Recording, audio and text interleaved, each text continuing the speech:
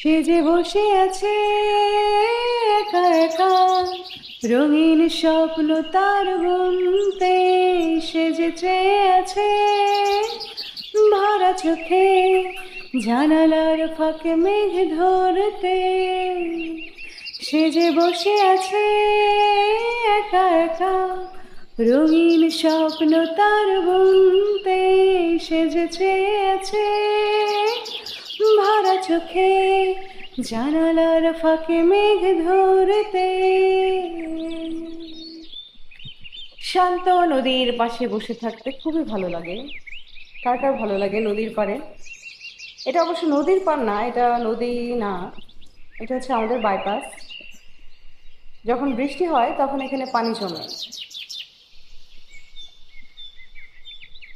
এটা মনে হয় একটা খাল হতে পারে, আমি শিওর জানি না, কিন্তু ভালো লাগে।